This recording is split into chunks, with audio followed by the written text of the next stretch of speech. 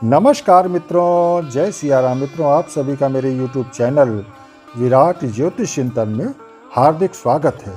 मित्रों, आज के इस वीडियो में बात करेंगे पितृपक्ष की। पितृपक्ष का नागत या श्राद्ध पक्ष आश्विन कृष्ण पक्ष का वह अवसर होता है जिसमें हम अपने पितरों को प्रसन्न करने का प्रयास करते हैं। पितृगण प्रसन्न होकर पुत्र, धन, विद्या, आरोग्यता, आयु, लौकिक सुख और अन्य प्रकार के सुखों की प्राप्ति का आशीष देते हैं। श्राद्ध में पितरों की तृप्ति ब्राह्मणों द्वारा ही होती है, इसलिए यथाशक्ति ब्राह्मणों को भोजन प्रदान करें।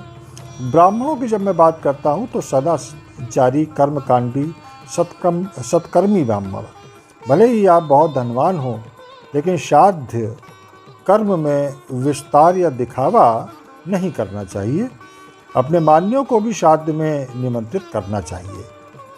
मित्रों, यह एक ऐसा अवसर है जिसमें हम अपने पूर्वजों को, दिवंगत प्रियजनों को याद करते हैं, उनके आदर्शों पर चलने का संकल्प लेते हैं और तर्पण व श्राद्ध द्वारा पूर्वजों को तृप्त करने का प्रयास करते हैं।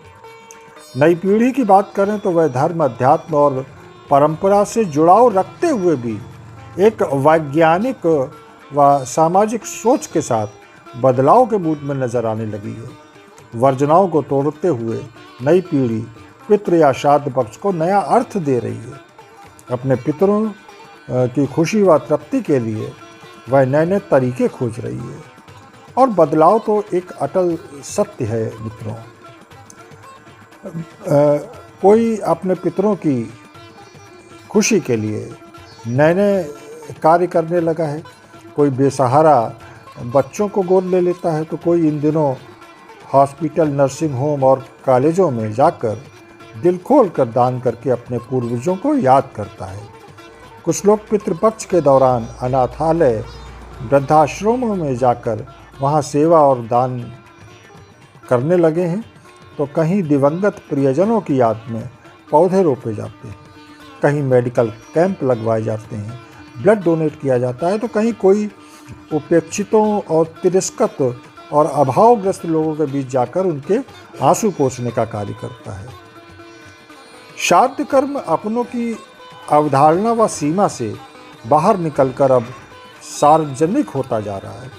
अब लोग अपनों के साथ साथ उन लोगों के लिए भी तर्पण करने लगे हैं जिनका कोई नहीं है। जहाँ पहले श्राद्ध पक्ष को निषिद्ध काल के रूप में देखा जाता था, कई प्रकार के कार्यों की मनाही थी। कुछ नया खरीदना, शेप बनवाना आदि वर्जित था। व्यापारियों के लिए भी ये 16 दिन शांत बैठने वाले होते थे।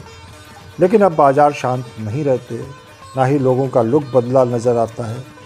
शायद नई पीढ़ी की सोच यही है कि आखिर पितर अपनों को खुशहाल ही तो देखना चाहते हैं, तो फिर वर्जनाओं का क्या अर्थ। अब पंडितों, ब्राह्मणों को भोजन कराने के साथ साथ उनके बच्चों को कॉपी किताबें दी जाने लगी हैं।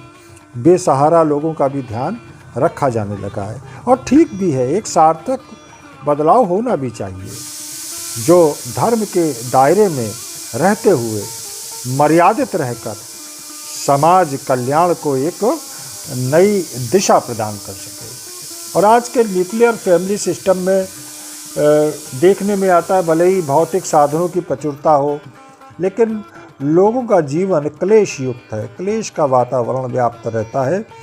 संबंधों में गर्मजोशी समाप्त होती दिख रही है और यही वजह है शायद इसके पीछे कि हम अपनी परंपराओं से, सनातनी परंपराओं से हटने लगे थे। लेकिन युवाओं में अब मैं वह बात देख रहा हूँ कि वह धीरे धीरे अपनी परंपराओं में वापस लौटने लगे हैं, भले ही एक वैज्ञानिक और एक बदलाव की सोच के साथ। पितृपक्ष हमें वर्ष में एक बार उन संबंधों की याद दिलाता है जिन्हें जीवन की आपाधापी में हम भूलने लगे हैं। पितरों के लिए रखे गए ये 15 दिन, 16 दिन हमें अपने पितरों की यादों के साथ जोड़ते हैं। पितरों का सूक्ष्म रूप में पृथ्वी लोक में आगमन हमारे लिए कल्याणकारी होता है। पितरों का आशीर्वाद हमें अनेकों प्रकार से लाभान्वित भी करता है।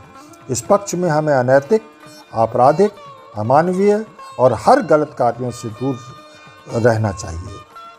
अब मैं मित्रों बहुत संक्षेप में तिथियों की भी चर्चा कर लेता हूँ।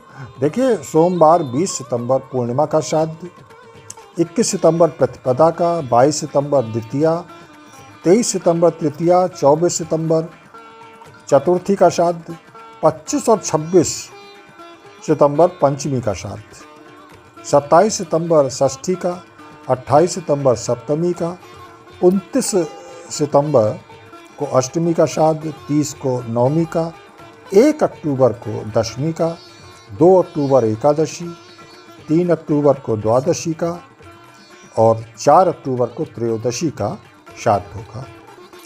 5 अक्टूबर को चतुर्दशी का श्राद्ध। कुछ विद्वानों से ऐसा सुना है कि चतुर्दशी का श्राद्ध तब नहीं करना चाहिए जब स्वाभाविक मृत्यु हुई हो, और तब दूसरे दिन यानी अमावस के दिन ये श्राद्ध करना चाहिए। और 6 तारीख को मित्रों सर्वपितृ अमावस्या होगी, जिसमें हम उन सभी मृतकों का श्राद्ध करते हैं जिनकी मृत्यु तिथि हमें मालूम नहीं होती। इस दिन जाने अनजाने सभी पितरों का श्राद्ध किया जा सकता है। तो मित्रों, आशा है मेरी दी हुई जानकारी अच्छी लगी होगी। यहीं मैं अपनी वाणी को विराम दूंगा। मिलेंगे अगले वीडियो में फिर किसी नए विषय के साथ। तब तक जय जय सिया राम, नमस्कार।